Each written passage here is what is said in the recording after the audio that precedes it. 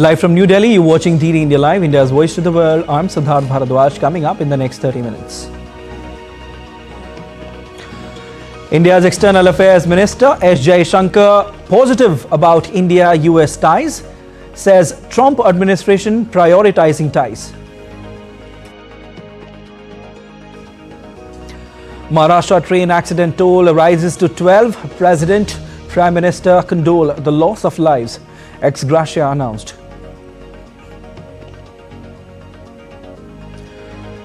Trump shuts off access to asylum, sending more troops to US-Mexico border. New fire rages north of Los Angeles, explodes to 9,400 acres, forces evacuations.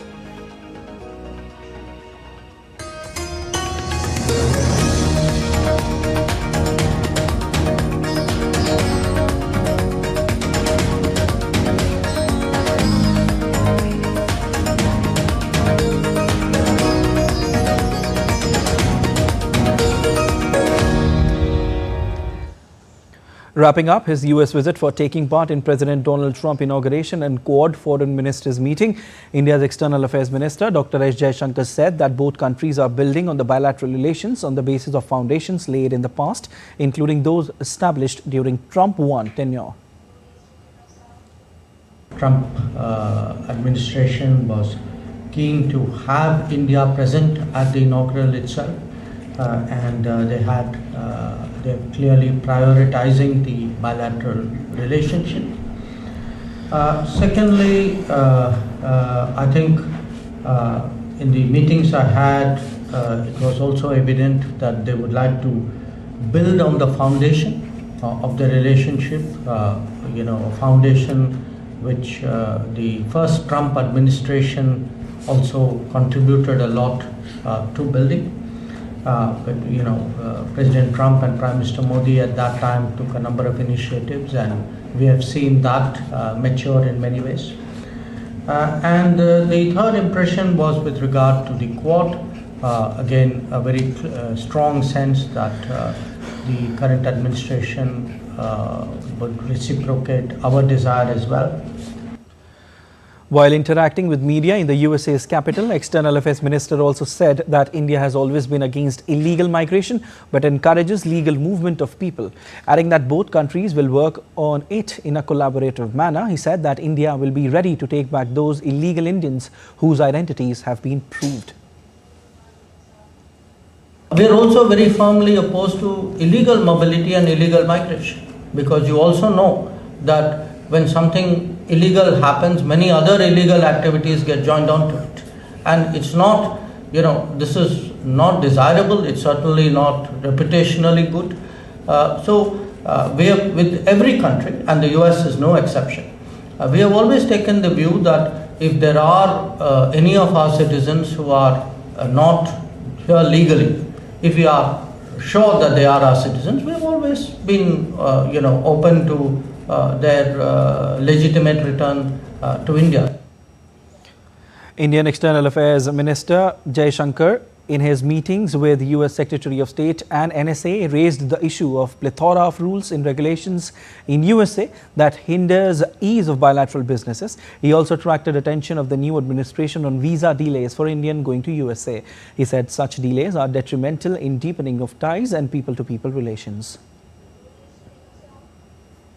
I also flagged some concerns which are very widespread in India about delays in visas, and the relationship is not well served if it takes that many days for people to get a visa, because ultimately those visa delays do impact business, they do affect tourism, they in many ways constrain the people-to-people interactions, which is the foundation of our relationship. EAM Jaishankar also shared his thought on immediate South Asian neighbors Pakistan and Bangladesh. On Bangladesh, he said that the issue of recent developments and situation came up for his discussion with the US Secretary of State Marco Rubio and US National Security Advisor Mike Waltz. On resumption of trade with Pakistan, he said that India had given most favored nation and expected the same from Pakistan, but it was Pakistan that instead stopped the trade with India. Trade हमने तो बंद नहीं किया, जो किया तो उनके प्रशासन ने जो 2019 में जो निर्णय लिए गए कि भारत के साथ व्यापार नहीं करना, वो उनके साइड से था। तो हमारा जो ये इस मुद्दा के बारे में हमारी जो चिंता जो थी, शुरू से हमारा हित था कि हमें MFN स्टेटस मिले, कि हम पाकिस्तान को MFN स्टेटस देते थे, वो हमको देते नहीं थे। तो आज पिछले साल के बाद ऐसी कोई पाकिस्तान के साथ बैठ के ऐसी कोई बात नहीं हुई व्यापार के बारे में, ना उनके यहाँ से कोई ऐसा इनिशिएटिव आया है।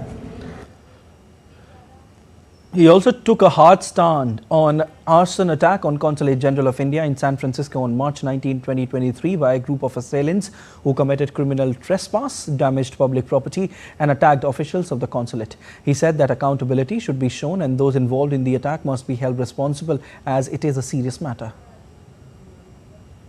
Meanwhile, continuing with his high-profile meetings, clearly showing that the Trump administration is prioritizing the bilateral relationship, External Affairs Minister S. Jaishankar met Senator Mark Warner, who is the co-chair of US Senate India Caucus. Two leaders discussed ways to further strengthen the bilateral partnership. Earlier, Jaishankar met Secretary of State Marco Rubio and National Security Advisor Mike Waltz in Washington, D.C.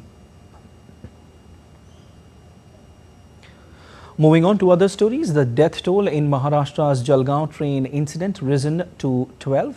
The tragic incident was reported on Wednesday when some passengers of Pushpak Express got off the train after a false alarm was raised, were run over by another train coming from the opposite direction on the adjacent tracks. Maharashtra Chief Minister Devendra Fadnavis informed that the district administration is working in coordination with the railway administration and immediate arrangements are being made for the treatment of the injured.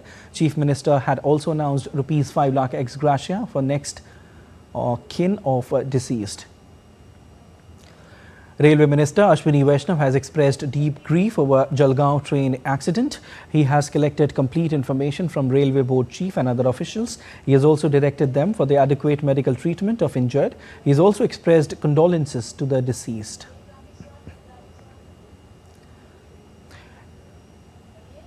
Expressing grief over the loss of lives in the tragic incident, President on X said, and I quote, "The news of death of many passengers in the railway track accident in Jalgaon, Maharashtra is extremely painful. I express my deepest condolences to the bereaved families. I pray to God that all the injured passengers recover soon." Unquote. Prime Minister Narendra Modi on X wrote, and I quote, "Anguished by the tragic accident on the railway tracks in Jalgaon, Maharashtra, I extend my heartfelt condolences to the bereaved families and pray for the speedy recovery of all the injured. Authorities are providing all possible assistance to those affected." Unquote.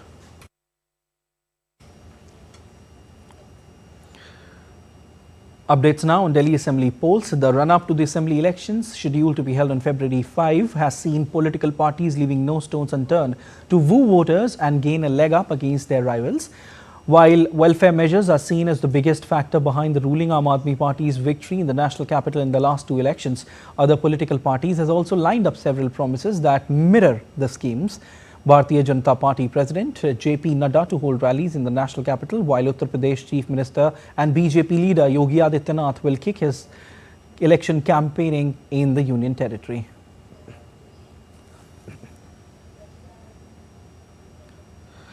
The Bharat Mobility Global Expo 2025, a grand celebration of innovation and sustainability in the automotive sector, wrapped up today after 5 dynamic days held across Delhi, Noida and Dwarka from January 17th to 22nd. The event attracted record-breaking attendance and showcased the future of mobility in India. Here's more on what made this year's Expo truly remarkable. The Bharat Mobility Expo 2025 was inaugurated by Prime Minister Narendra Modi on day 1. Setting the tone for the landmark event. In his address, the Prime Minister highlighted India's automotive sector as a driving force for economic growth, fueled by technological advancements, better infrastructure, and an enthusiastic young consumer base. Bharat की सबसे बड़ी युवा आबादी, middle class का लगातार बढ़ता दायरा, तेजी से होता अर्बनाइजेशन, भारत में बन रहा आधुनिक इंफ्रास्ट्रक्चर, मेक इन इंडिया से अफोर्डेबल व्हीकल, ये सारे फैक्टर्स भारत में ऑटो सेक्टर की ग्रोथ को पुश करने वाले हैं, नई ताकत देने वाले हैं.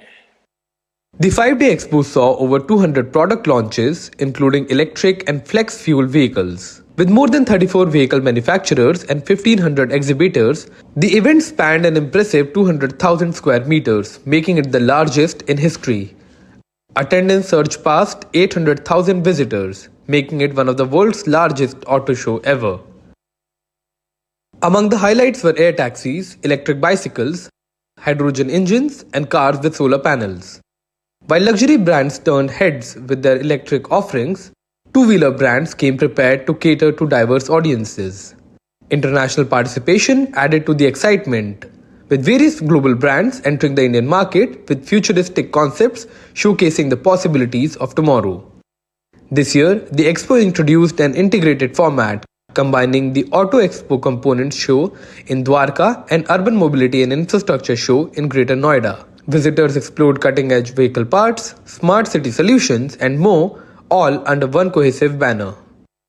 With several 100,000 visitors, thousands of exhibitors, thousands of cars, and an inauguration by the Prime Minister Narendra Modi himself, the Bharat Mobility Exposition 2025 has set new standards as far as the exposition of mobility industry is concerned in the country, and has set new standards for any future mobility expo that is going to take place, and has presented not just the present of the mobility in the country but also the future.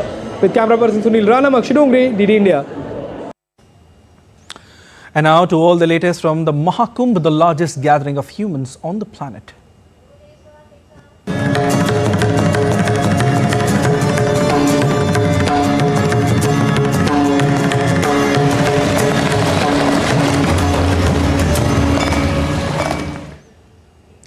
The young generation can be seen enjoying the festival of Maha Kumbh as they immerse themselves in the evolving concept of spiritualism and divinity.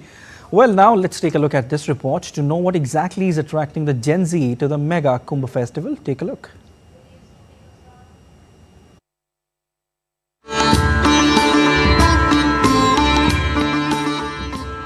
The Maha Kumbh festival is currently underway in Uttar Pradesh's Prayagraj, and one can witness the participation of devotees walking in from all sectors of life, all parts of the world, and the participation of all age groups as well. And interestingly, the Gen Z are feeling a greater and divine connect with the once in 144 years event that brings them here to take the holy dip. So many youngsters and many people have come here from across the country, and they are really enjoying the facilities being provided at the Arel Ghat. Have you taken the holy snan? Yes, we have taken the holy snan from here. Yes. And when we talk about the arrangements here, are you finding it? Everything is very well managed, and we enjoy a lot here. And very interestingly, many youngsters are coming here to take the holy dip. Why is it so important for all the age groups to have the vibrations of Maha Kumbh? Because of the new generation has known about our culture, and it is come from the 144 years ago. So many people have come here to know what the reason 144 reason कि हम लोग यहाँ पे क्यों आ रहे हैं, इसलिए यहाँ पे. Have you taken the holy snan? Yes. You enjoyed it? And also when we talk about the importance of holy snan, any message that you would like to give to the Gen Z here? Everyone please come and take here for bath. They've come all the way from Mumbai to take the holy snan, and they really enjoyed it. The young generation calls this an opportune moment for themselves and express the desire to connect with the higher self. As this occasion is once in a lifetime moment, the arrangement are very best. It's up to very best. There are so many arrangements. Means see the Swachhata. Lakhs of people are coming here, and not a single piece of dust is we can see anywhere. I appreciate the Yogi Sarkar and the Modi Sarkar what they have done for this Maha Kumbh Mela. Not only this, pilgrims and influencers are sharing their vibrant journeys, while content creators highlight the festival's significance. All arrangements are good. Everybody should visit here, and this is the place where 1 crore plus Hindus meet at a one place. I think nobody can match this religion plus. Maha Kumbh, the festival of faith and devotion, provides a perfect opportunity to embrace spiritualism and Indian culture. Facilities, entertainment, security, and the purpose of life. You'll get everything on the various ghats of Prayagraj during the Maha Kumbh, the Mega Kumbh Mela 2025. With camera person Shiv Suman, this is Deepika reporting for DD India from Prayagraj Kumbh.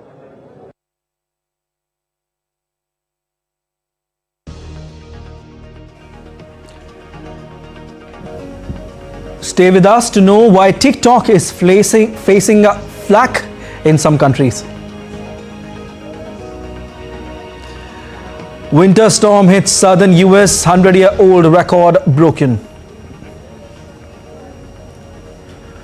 India's D. Gukesh climbs to 4th spot after round 5th win in Tata Steel chess tournament.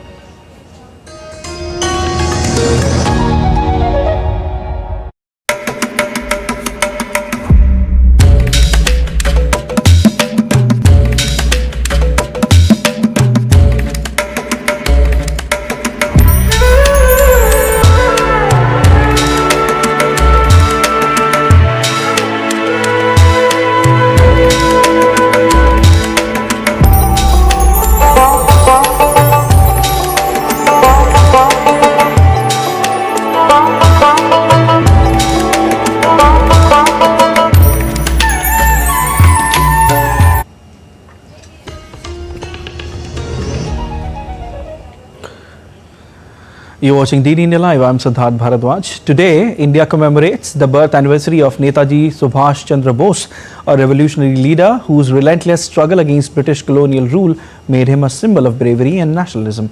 His legacy continues to inspire generations. Let's take a look at this report.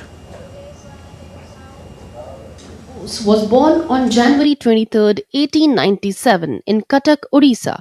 A visionary leader, Bose was instrumental in galvanizing the youth and organizing the Indian National Army to fight against British colonial rule. Popularly addressed as Netaji, Bose's leadership extended beyond borders as he united Indians across nations to join the cause of freedom. His efforts to seek international alliances and his role as the president of Indian National Congress in 1938 and 1939 solidified his place in history. Netaji Subhash Chandra Bose is one of India's most celebrated freedom fighters, known for his fiery patriotism and the slogan, "Give me blood, I will give you freedom." He still remains a symbol of courage, determination, and sacrifice in India's struggle for independence. On this day, citizens across the nation remember Bose's vision of a free and self-reliant India. From school children to political leaders, tributes pour in, honoring his life and legacy. As India continues to grow as a global power, the ideals of Netaji Subhash Chandra Bose serve as a guiding light for the nation's progress. His words, "Freedom is not given, it is taken," continue to resonate deeply in the hearts of every Indian. Kriti Vadera's report for DD India. Prime Minister Narendra Modi, along with his cabinet colleagues and other parliamentarians, paid tribute to Netaji Subhash Chandra Bose on his birth anniversary in Samvidhan Sadan. The Prime Minister also interacted with school students present there.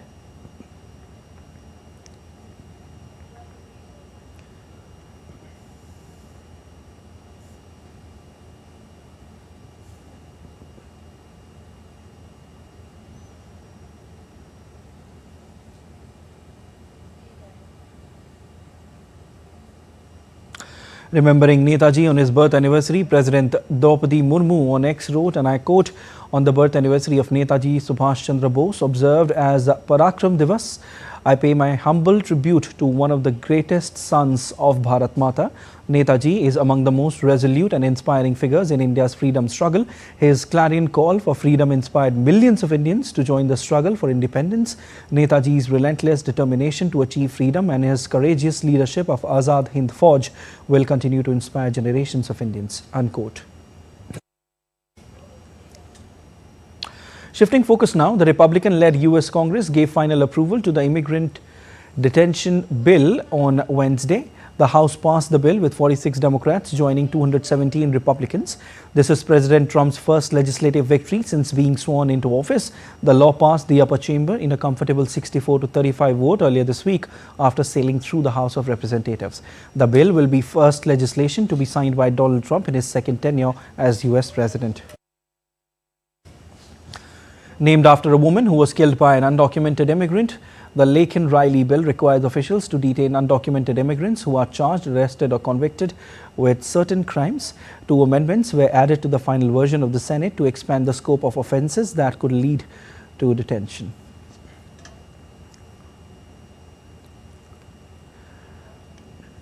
Just 2 days after President Donald Trump signed an executive order on immigration, White House said US military will send 1,500 additional active duty troops to border with Mexico. The additional troops include 500 Marines as well as Army helicopter crews and intelligence analysts. They will join 2,200 active duty troops and thousands of National Guards that were on the border prior to Trump's inauguration this week. These forces will work on the placement of physical barriers and other border missions. Acting Secretary of Defense Robert Salas said the department will provide military airlift to support deportation flights of more than 5,000 immigrants held by US authorities in El Paso, Texas and San Diego, California. During his first term, Republican Trump ordered 5,200 troops to help secure the border with Mexico. Democratic former President Joe Biden deployed active duty troops to the border as well.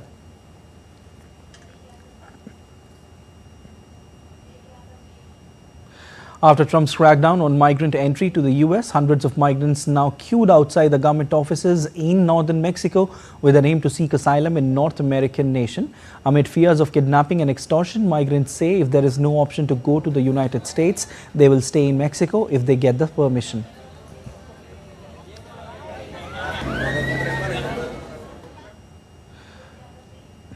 South Korea's anti-corruption agency that is leading a criminal investigation into impeached President Yoon Suk-yeol's short-lived attempt to declare martial law said on Thursday it will transfer the case to the prosecutor's office for an indictment.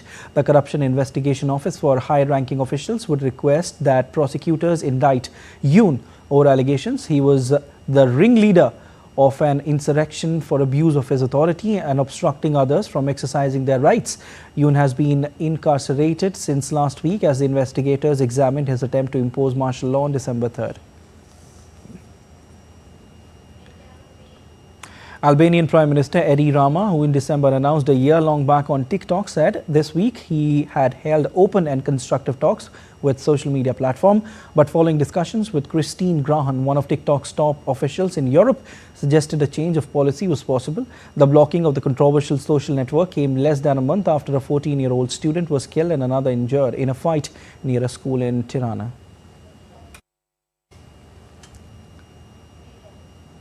South Sudan ordered internet providers to block social media platforms including Facebook and TikTok following violent protests over the death of its citizens last week.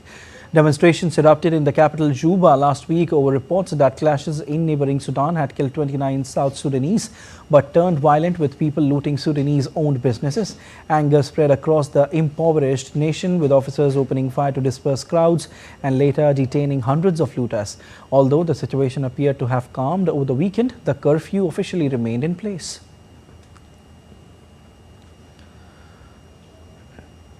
A new fast-moving wildfire has erupted in Los Angeles County, exploding in size and forcing thousands of people to evacuate in a region already on edge after 2 deadly blazes. Fanned by strong dry Santa Ana winds, ferocious flames were devouring hillsides near Castaic Lake, spreading rapidly to cover more than 8,000 acres in just a few hours. The new fire is burning north of the two mammoth blazes which are still burning that killed more than 24 people and destroyed thousands of structures.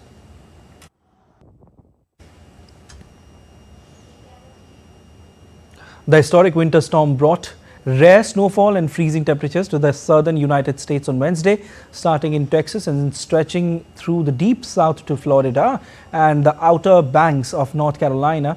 Snow and sleet created ice buildup in cities like New Orleans, Atlanta and Jacksonville. Extreme cold was also threatening states in the plains and upper Midwest, where life-threatening wind chills down to 50 degrees below zero were possible. The Weather Service predicted that dangerously cold temperatures and wind chills will continue across southern areas till Thursday, with widespread frost lasting through the weekend.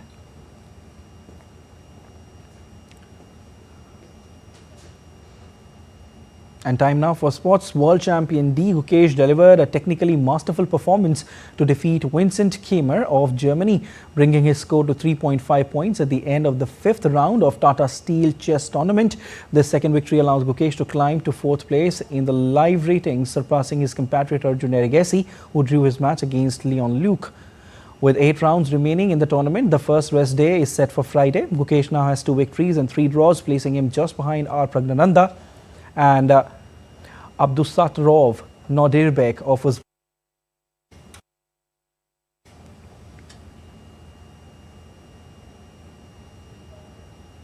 That's all for this edition of DD India Live, but let us know your thoughts on the news of the day. For those on the go, you can get all the latest news and updates from India and across the world on DD India mobile app. The app is available on both Android and iOS platforms, and you can scan the QR code on the screen to download now.